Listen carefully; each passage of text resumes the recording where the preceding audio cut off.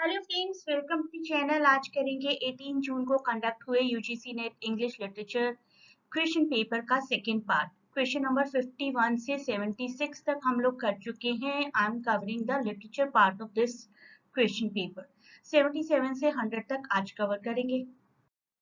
ये question paper बहुत ही काम आएगा आपके। Before moving further, please do not forget to share and subscribe the channel. Question 77 देखते हैं। 76 तक हम लोग ऑलरेडी कवर कर चुके हैं। Please do watch that video also. Choose the correct chronological sequence in which of the following works were published. Chronological sequence के according हमें करना है। इनमें से हम देखें तो सबसे पहले जॉनसन्स डिक्शनरी पब्लिश हुई है, दैट वाज इन 1755। उसके बाद 1766 विकर ऑफ वेकफील्ड। उसके बाद लाइव्स ऑफ द पोएट्स 1779 से 81 तक इसका ईयर है। Then life of Johnson by James Boswell 1791। Then life of Nelson Robert Southey की है, जो कि सेकंड जनरेशन रोमांटिक पोएट थे 1813 की। इस हिसाब से हमारा आंसर बनता है ऑप्शन 2, क्योंकि सी सबसे पहले। बहुत बार तो हमें एक ही टॉपिक की वजह से पता चल जाता है अपना आंसर। जॉनसन्स डिक्शनरी इसमें से सबसे पुरानी है 1755 की, so this is the right answer. Although all of us know कि ये पेपर कैंसिल हो चुका है, बट स्टिल आप में से जिसने भी अपीयर किया, मुझे बताइए कैसा रहा आपका एक्सपीरियंस, प्लस जो नेक्स्ट टाइम अपीयर करने वाले हैं उन्हें किस तरीके का लग रहा है ये question paper. 78 question, which of the correct sequence of the following novels of Amitabh Ghosh.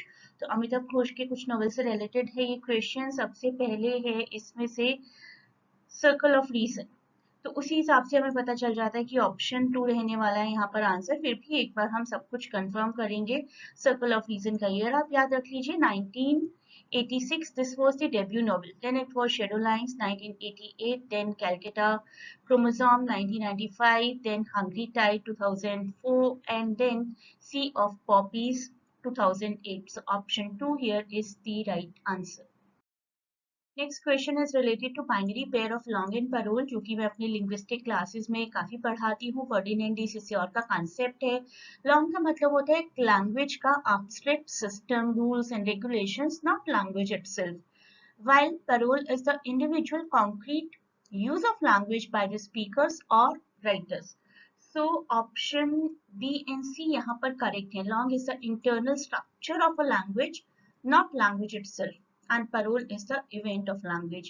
So B and C, this one will be the right answer. Question number 80, which of the following writers remark that you are the best thing? Correct answer, Toni Morrison in Beloved.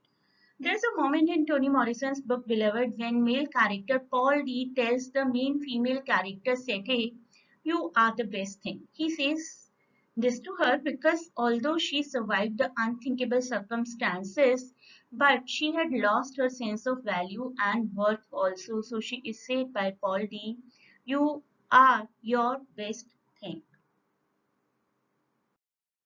Next question में topics जो हैं वो colonialism, post colonialism से related है। Black skin, white mask, orientalism, all these topics are there.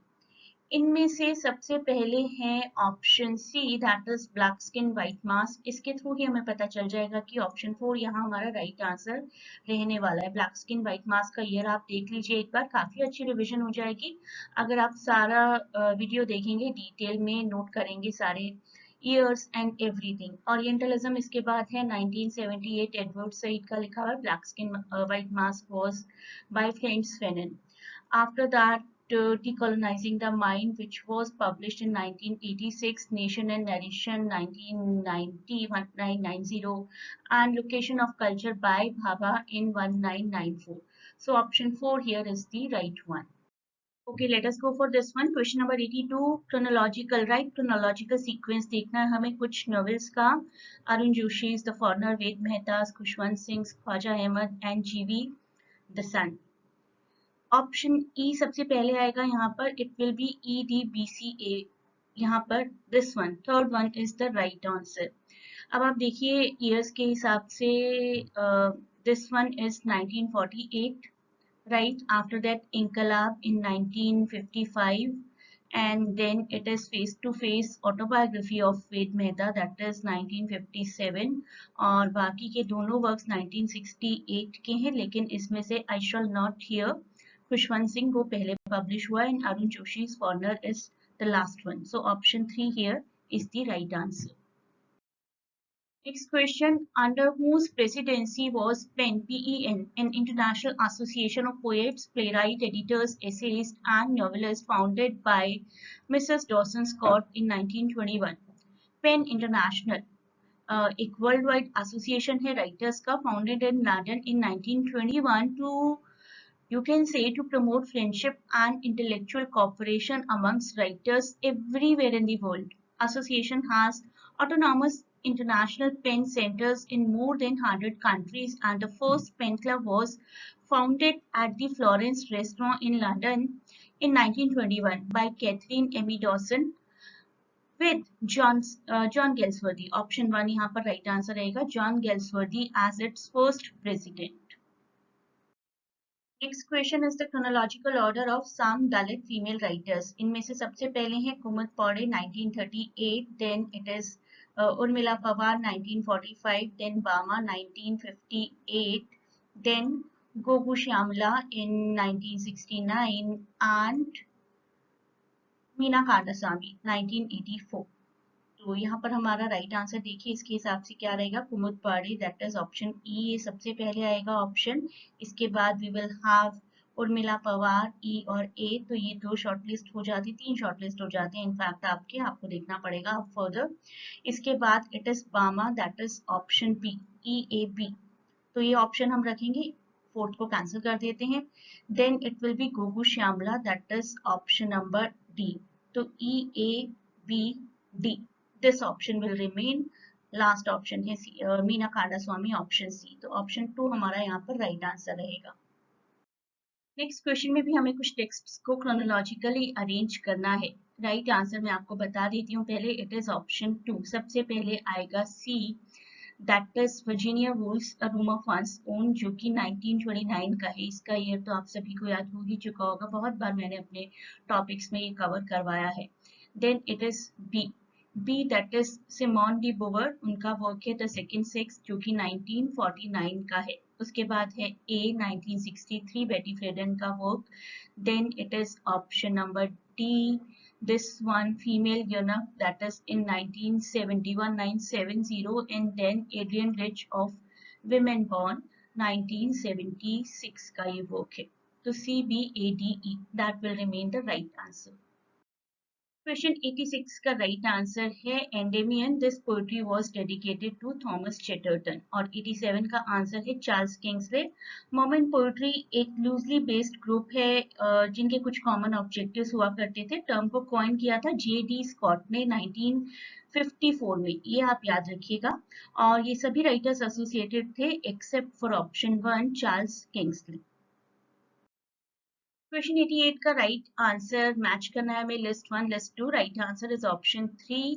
Aporia term हमने बहुत बार की है डिकंस्ट्रक्शन करते हुए. It is a term used in the theory of deconstruction to indicate conflict between rhetoric and thought.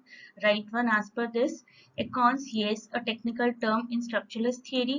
And econium is formal eulogy in prose or verse to glorify people, object or classes. And hagiography, graphy word है तो writing से related होगा. कई बार आपको अगर कुछ समझ ना आए तो थोड़े थोड़े टर्म्स को देखिए, कहीं ना कहीं कोई मैच जरूर हो जाएगा. So according to this D should match with 3, और डी 3 से मैच करने वाला एक ही ऑप्शन है यहाँ पर. इस तरीके से भी आप देख सकते हैं अगर आपको कुछ भी समझ में नहीं आ रहा है. द राइटिंग और study of the lives of cents. What is the correct chronological sequence of the novels of Bhavani Bhattacharya in order of their publication?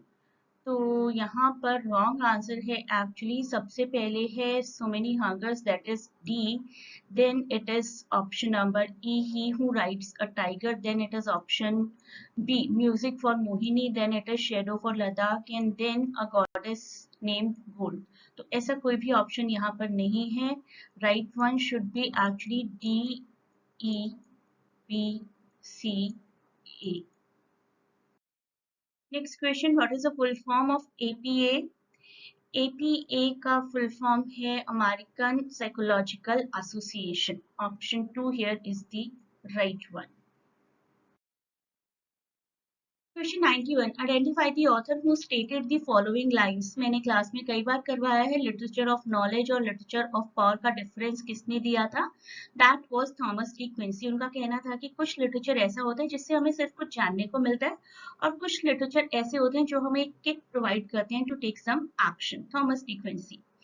अब देखते हैं क्वेश्चन नंबर 92 जिसका राइट आंसर है option 4. Objectivism. The term objectivism was originally coined by William Carlos Williams in 1930. तो option A match होगा 3 के साथ. यहीं पर हमारा राइट ऑप्शन बन जाता है. पैथेटिक फेलेसी जो कि काफी पॉपुलर है. It was coined by John Ruskin and sprung rhythm by G.M. Hopkins and structure of feeling by Raymond Williams. Next question, which articles of Indian Constitution pertain to the provisions related to the official language of the Union? इसके लिए मुझे लग रहा है कि यहाँ पर सही ऑप्शन नहीं है. I will wait for the answer key according to me 2 articles हैं.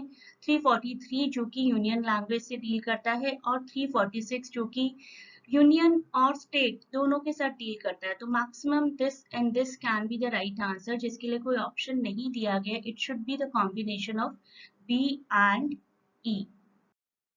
नेक्स्ट क्वेश्चन सिडोनिम से रिलेटेड है और सिडोनिम सभी ने बहुत अच्छे से कवर किए होते हैं और कुछ कॉमन हैं जो कि काफी सभी जानते हैं. Charles Lutwidge Dodgson, better known by the pen name Lewis Carroll. It matches a matches with 4. यहीं पर आप ऑप्शन देख लीजिए कौन सा ऑप्शन मैच कर रहा है. A4 यहाँ पर है. बाकी सब भी एक बार देख लीजिए. अदरवाइज सेफली आप उसी ऑप्शन के साथ जा सकते हैं अगर और कोई चॉइस पॉसिबल नहीं है तो. Marianne Evans इसके according should match with George Eliot. Yes, that is right. Eric Arthur Blair according to this should match with George Orwell. Right. Samuel Clemens matches with Mark Twain. So this one is the right answer. O captain my captain काफी popular poetry है dedicated to Abraham Lincoln. Next question में देखते हैं सबसे पहले इनमें से किस राइटर का बर्थ हुआ है. That is Michael Madhusudan Dutt. So this person was born in 1824. उसके बाद बर्थ है टोरू दत्त का 1856 में. उसके बाद है मुल्क Raj Anand that is option B 1905. उसके बाद मनोहर मालगांवकर 1913. देन खुशवंत सिंह 1915. तो ऑप्शन 3 हमारा यहाँ पर राइट आंसर रहेगा. मोरालिटी प्लेस हम सभी जानते हैं ऐसे प्लेस जिसमें कोई ना कोई मोरालिटी दिखाई जाती है. सबसे पॉपुलर तो है एवरी मैन. उसके अलावा है mankind, castle of perseverance, mind will and understanding. Every man सबसे पॉपुलर है चूंकि यह नहीं दिया गया. And city arrest is not in the list. This one is here the right answer.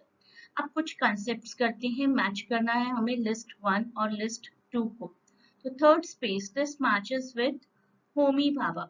Yes, we know that it matches with Homi Bhabha. Then this is what we mean by the term world literature जो कि Keith ने provide की थी. And post impressionism was given by Roger Fry and simulacra was given by John Baudrillard. All these terms are very important. इसमें से एक या दो भी अगर आपने अपनी स्टडीज के ड्यूरेशन में कवर की हैं तो आप आंसर कर पाएंगे. थर्ड स्पेस और वर्ल्ड लिटरेचर एंड सेमिलैक्रा ये मैंने अपनी क्लासेस में बहुत अच्छे से कवर करवाया था तो इसके बेसिस पर आपका आंसर आराम से सॉल्व हो जाएगा. थर्ड स्पेस ही देखिए होमी भाभा है. सिर्फ एक नॉलेज के बेस पर भी कई बार आपका पूरा क्वेश्चन सॉल्व हो जाता है. Option 1 is the right answer here. What a beautiful line. Nothing can please many and please long but just representations of general nature. This is in Preface to Shakespeare by Samuel Johnson in 1755. Question number 100 देखते हैं. Which of the following definitions of linguistic terms are correct? Orthopy देखते हैं सबसे पहले. Orthopy is actually the study of correct or accepted pronunciation, लेकिन यहाँ लिखा है study of correct grammar, तो ये तो wrong है. Next is philology. Philology is the branch of knowledge that deals with the structure, historical development and relationships of language. और यहाँ पर लिखा है phonemes, तो ये भी गलत है. Synchronic study pertains to the study of language at a specific historical point, yes this is right. Synchronic study का मतलब होता है एक पर्टिकुलर पॉइंट पर किसी लैंग्वेज को स्टडी करना, और डायक्रॉनिक का मतलब होता है कि दो डिफरेंट हिस्टोरिकल डायमेंशंस को कंपेयर करना। तो यहाँ पर ये ठीक है, सी और डी ठीक है। Phonology is the study of language, ये दिया गया है यहाँ पर, जबकि phonology is the relationship among the speech sound. तो सी और डी ही है जो ठीक ऑप्शन है, बस option 3 here is the right one. 100 questions हमने कवर कर लिए हैं आज। 101 से हम शुरुआत करेंगे अपने नेक्स्ट वीडियो में। Next masters entrance that is 2025 का मास्टर्स एंट्रेंस, और नेक्स्ट अपकमिंग जो भी नेट एग्जाम होंगे उसके लिए प्रिपरेशन चल रही है, एडमिशंस चल रहे हैं। If you want you can get into the academy, the link to get connected to us for admission is given in description. Thanks for watching, best of luck for your further exams, and please do not forget to share and subscribe the channel.